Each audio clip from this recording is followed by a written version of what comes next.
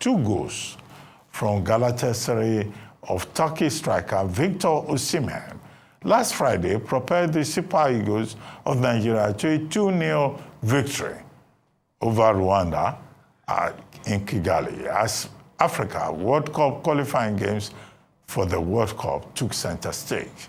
That win was Nigeria's first in 5 matches, having earlier drawn 3 and lost 1, a humiliating 1-3 loss to Republic of Benin in Abidjan, a team managed by former Super Eagles coach Gernot Rohr. The Eagles are now placed 4th in the 6-team group with 6 points after Rwanda in 3rd position with 7 points. Benin Republic in leading the team with about 11 points, and Bafana of South Africa with 10 points.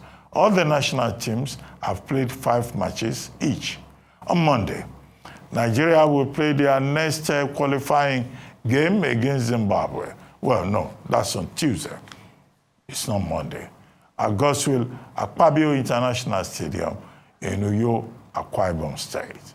Meanwhile, over there in the United States, Foreman, the former heavyweight champion, has passed away at 76. His family confirmed yesterday. Known for his ironic 1974 rumble in the jungle loss to Muhammad Ali, Foreman's life was filled with triumphs, challenges, and comebacks. Born in Texas in 1949, he became an Olympic gold medalist in 1968 and went on to dominate the world of boxing. After losing his heavyweight title to Muhammad Ali, Foreman retired briefly but made a remarkable return in the 1990s, eventually becoming the oldest heavyweight champion at 45 with a knockout win over Michael Mora in 1994. George Foreman's impact went beyond boxing. He became a beloved TV personality, endorsing the George Foreman lean, mean, fat-reducing grilling machine and hosting a show in 1996.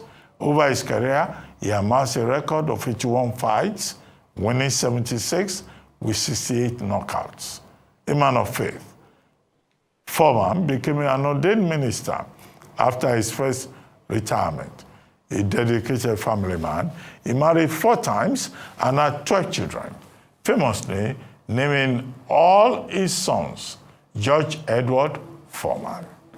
Now I'm being joined for his thoughts on these 2 stories, and maybe I'll add more, by renowned sports journalist and Vice President of International Sports Press Association, Dr. Mitchel Obi. Mitchel Obi is also president of the association in the African region. Mitchel Obi, thank you for joining us on the This Day Live, this Sunday Talk Show. Good to see you. Yeah, brilliant Sunday, Doctor, and your very good team. I just want to say that I'm the immediate past president of the International Sports Press Africa section and the immediate vice president. I did my election in Dakar last year and handed over to a Senegalese colleague. And in true tradition, I had served 17 years as a member of the executive committee of the AIPS and, of course, president for 10 years. So it was time to call it a day. I didn't want to go for the 3rd term. Okay. But it's good for you to talk about... No, I was going to say, Mitchel, you know I know who you are. We have been in this business from way back. So maybe for the viewers, you know, that introduction may be necessary. But Tuesday, we're meeting Zimbabwe. We did well against Rwanda in Kigali. And now Tuesday, the Zimbabweans, they are already in town. We have one Zimbabwean Niger wife in this place who has been saying, oh, we will beat Nigeria. And we've been telling her, Zimbabwe cannot come here and beat Nigeria. Otherwise, we will come after you. But in any case, they are here. And Nigeria, we are told, must win that match. Can we win with Richard? Yes. Thank you, Ruben. We are condemned to win that game. But don't forget, The Zimbabweans are known as the brave warriors. They know how to defy the odds. And for them now, there is a big swing. The #1 sports leader in the world is a lady from Zimbabwe. If anything else, that's a fitting impetus for the team to excel. And their comeback against the Benin Republic team of our former coach, Genaro, was really, really instructive. He told us that here is a team that doesn't say no even when they are down. They came from a 2-goal lead in the first half to draw level and almost picked a victory. But sadly, they remain the team at the bottom of the group. And Benin Republic also, which you said they are leading, they are second behind South Africa. South Africa is leading that group with 10 points. Benin has 8 points. And while we'll be taking on Zimbabwe, Benin Republic will want to do us a favor by slowing down South Africa. They will be taking on South Africa in Abidjan. And that is perhaps the game many people will want to watch in view of the fact that Nigeria is looking so devastating with an offensive squad that goes all out. Okay, but let me ask you, do the arithmetics, because this looks like a very tight group, and only one team will qualify. So what kind of arithmetics, or call it mathematics, will favor us? If we win against Zimbabwe, would that automatically qualify us to go to the World Cup? Because Nigerians are saying Nigeria cannot stay out of the World Cup, 2 times consecutively. This is a miracle-chasing campaign. That's what I said on your show, if you recall, the last time I was here. And of course, they have a huge mountain to climb. Even winning on Tuesday is no guarantee for us to get a ticket to the World Cup. For that group, if you come first, you have an automatic ticket to the World Cup in 2026 in North America. But then, can we get to win all our games? That's the task. And that journey started in Kigali on Friday. We have done the first bit, and I think it's confidence for the boys. They know that they can go the whole hog. Rwanda was a team that came here to stop us in the Nations Cup, which we have picked a ticket. They beat us, even though the boys had lost, as they say in the local parlance, they had removed their leg from the throttle because we had already picked a ticket for the AFCON. But then we need to beat Zimbabwe and wait for a September that many people want to remember. September will be the defining match week or match period for us to see if we can at least look hopeful. You know, hope has become a permanent diet for Nigerians, and with our football, we are looking at hope strongly. That hope must be backed by the reality. The reality is that we have to win all our games. And in September, if we get to beat Zimbabwe on Tuesday, which is a must, it's a condition for at least for us to build another fresh hope. I call it resurrection power. I don't know whether we can get that because we need to stand up again. And that standing up means beating Zimbabwe very well, getting the goals that matter, and then waiting for September. In September 1st, we have a game, a critical game against Rwanda. The Rwandese will be, the WASP, will be coming for another WASPish consequence in Uyo. In September, that's the first game. And then the second game is the mother of all battles for the World Cup ticket against South Africa. When they came to Nigeria, they picked a draw. And so we need to go to South Africa and beat them. It's not a question of looking for a draw in South Africa, beat them. Once we do that, now you can heave a sigh of relief that the next 2 games we can take it and start looking whether we can get to salute Donald Trump. I don't know whether we'll get to that stage. Well, I think it was Victor Ipeba who made the point that, look, we have talents, but we should just not rely on talents. We should go there. With all these talents that we have, all these big names, why do you think it's always about hope, about magic, about, expectation that Nigeria would have to, even qualify for basic things that we think with all the talents, Nigeria should just, take it for granted? It's like cooking, Ruben. You may have all the good ingredients. If you don't know how to really follow the flow of putting these ingredients into the pot, you may not get the right kind of sauce. You may not even get the right kind of taste. Yes, an abundance, a glut of talents, no doubt. Indeed, if you look at our attack, it's the most fearsome attack in the continent today. 2 former African Player of the Year in the same attacking line. Then the leading goal scorer in the Belgian league. The one who came in as substitute for Osimhen in the game against Rwanda, talking about Tolu Arokudare. He has 17 goals. He's the leading scorer in the Belgian league. Then you have Umar Sadiq. All of them with a gait or a fearsome status. They have the height, they have the body, they have the aggression, and these guys who can find the net. And then you have tested wingers or players with an attacking force from the flanks. Samuel Chukwueze, Moses Simon. That's what Eric Sekuchel tried to do in Rwanda. He intimidated the Rwandans and he went all out for attack. And that's what he should do against Zimbabwe. We don't have any complex. We have the boys who can go, but they should play like Nigerians. They should be ready to fight. My big worry with the team is how they finish a game. If they start so well, how do they finish? And it's critical. In football, you have to play 90 minutes, especially in Africa where the game defies logic. The other day, Somalia played a draw with Guinea. Who could have imagined that? Cameroon couldn't beat Eswatini, Swaziland, in South Africa. So the game itself has gone beyond just having talents. You must weave these talents to a certain degree of efficiency, a certain degree of efficacy.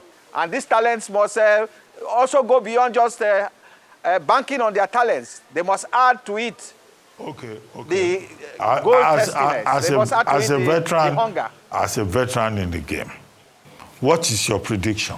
What should Nigerians expect when Nigeria meets, Zimbabwe at the Akpabio Stadium on Tuesday? Can you give a prediction? First, the expectation, the expectation is to see the whole of Uyo troop into that stadium, the uncommon stadium, make it an uncommon situation for Zimbabwe. And of course, the result is a win. There's nothing else to think about, Ruben. The boys are condemned to win. If they can't win, then we forget about the World Cup. It's as simple as that. A draw will not even give us a chance to dream. So we need to go all out and finish this World Cup qualifier for the month of March in style. Yes, in style. March, some people say beware of the Eats of March. But here, we are marching on, and I think they can go the whole hog. If they don't do it, then they should go back to their clubs and forget about the World Cup. And that will be a sad day for many of them, because they will be missing the World Cup for the second time in succession. A whole generation will not have opportunity to show the world the best of Nigerian football, or what Nigerian football represents. The expressive, happy nature of our game, the joy of our boys playing, and of course, it will have its own consequence in terms of even the finances for the federation. The kind of money involved now in getting a ticket for the World Cup is awesome. So we need to be there. And being there means we have to start climbing the mountain against Zimbabwe. I don't know how they will do it, but they have to win. Well, Gernot Rohr, who used to coach the Super Eagles, now in charge of the Benin team, says Nigeria should not expect, an easy game when they meet Zimbabwe. But Zimbabwe has 3 points. Can't Zimbabwe just come here and just allow us to win? They have 3 points. They don't have any hope anyway. Now, there is still 5 games to go. If Zimbabwe wins all 5 games, that is 15 points. Can you do the arithmetic? That's 15 points. Don't forget we played a draw against Zimbabwe in this World Cup in Kigali. They respect no ground. They have no business with home advantage. They played us in Kigali.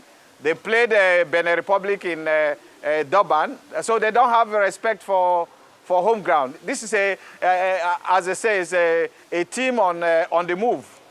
And of course, because they have nothing to gain, perhaps, with the 3 points, they come all out more relaxed than our boys. They've come here early enough. They will get used to the good weather in Uyo, the pitch. And of course, they want to prove to the world that they can take the best And why not? If they can stop a team featuring two of Africa's most celebrated players, and of course the best attack you can get, then they can be happy with that. And of course, add that to the fact that they've produced the president-elect of the International Olympic Committee. That perhaps will be a good week. Okay, let's talk about Kirsty. Let's talk about Kirsty Coventry. I mean, it comes to some people as a surprise that Zimbabwe has now produced the first female president of the International Olympics Committee, although she had been a member of the executive board. I thought, I'm just expressing my own, opinion, that Lord Sebastian Coe would have been the main person, or maybe Antonio Samaranch, whose father was, a former president of the IOC. But then came this lady from Zimbabwe, backed by Thomas Bach, the outgoing president. Tell us something about the politics that threw up this iconic moment in the IOC. I think it's a generational statement. If I say the future of sports is feminine, perhaps we can begin to see that in the fact that Africa has produced a leader, and that for me is fresh. That for me is revolutionary. That for me, of course, signals where the women can come in, and it's a turnaround for sports globally. To think that a 41-year-old sports minister in Africa can become the IOC president, it gives joy to all those who believe that anything that is good can also come out of Africa.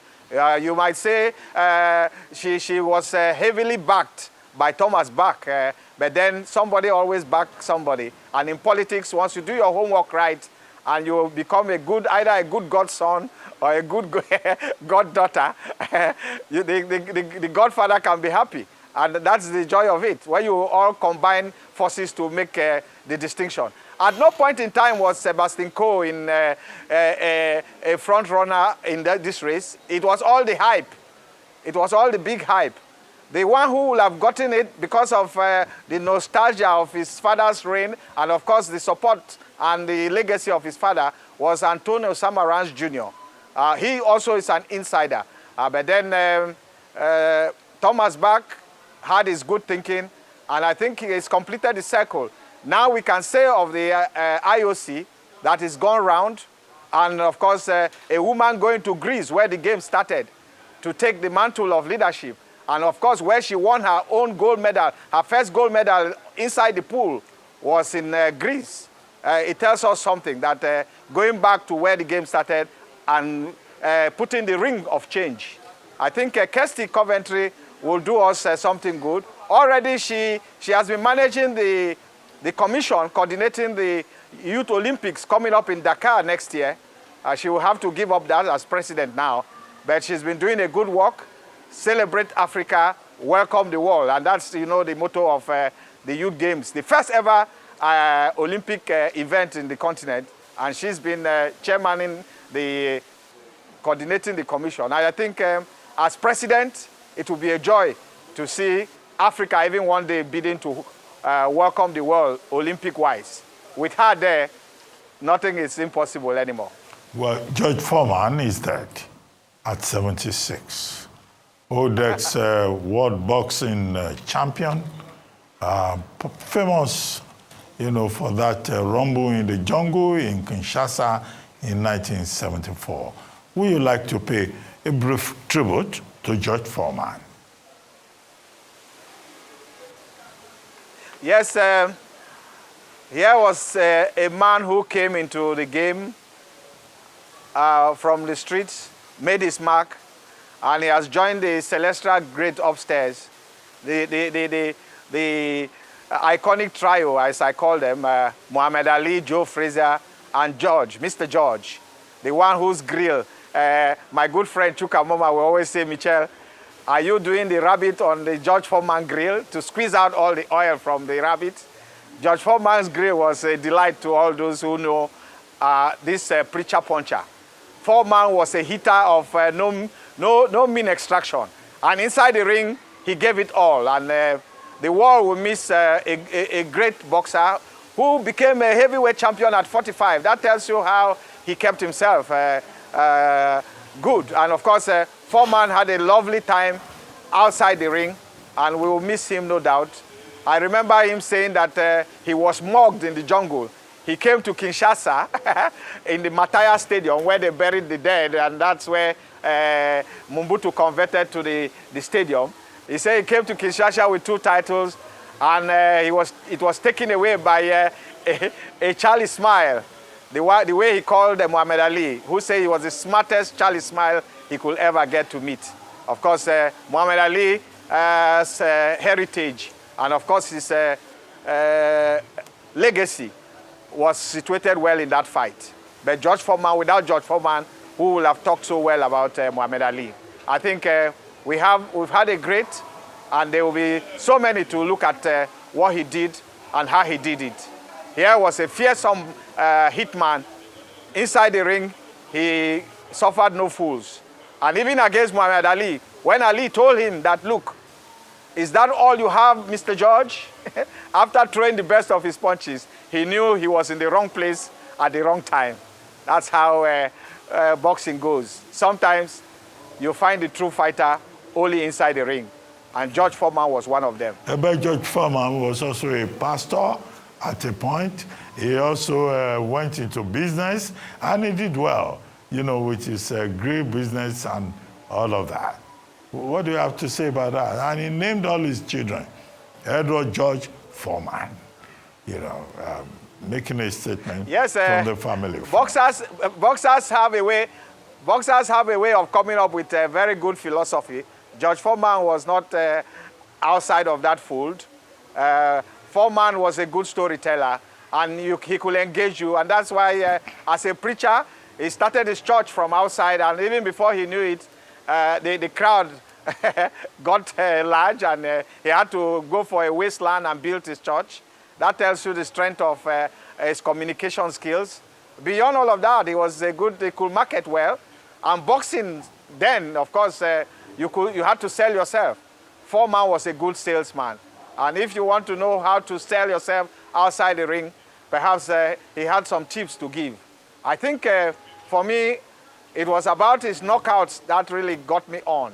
Foreman, the way he hit Frazier, by seconds, Frazier was gone. And to think that Frazier was one of the best, that's what it takes. Boxing, they call it the sweet science. For George Foreman, it was more than that. Okay. It was a noble art. Mitchel, before I let you go, let's talk about the FIFA Council election. Our man, Abanju Melvin Pinnock, lost out. I mean, we were all rooting for him. We wanted him to win. You know, considering his contributions to sports development in Nigeria and in Africa and also globally. But somehow, you know, one man from, what is that country now? You know, defeated our man with 29 votes. You had from Djibouti. Don't worry, don't worry. I know the names of the countries, but I want to support my own compatriots. That's why I said from that country. But, you know. Yes, I know. And Pinnock said it was all about politics. So was it all about politics? Yes. And you know what they say about politics? A day in politics is like a whole year. And one vote, losing by just one vote, is as painful as you can get. You get us in the pain. You remember that advert? You get us in the pain. When you lose by a vote in a critical election like that, you begin to ask yourself, what did you not do right? I think for Amaju, he has had his day in the sun. I will always say, courage, brother, do not stumble. Even though the path may be dark. I think he's had his own in Nigeria, and we'll miss definitely the presence of Africa's passionate populace in the corridors and the balcony of football power. That's what we'll miss by his absence. He loved the moment. I think he gave it, but domestically, I think he has to review again because the applause was not there. Look at what his successor is trying to do.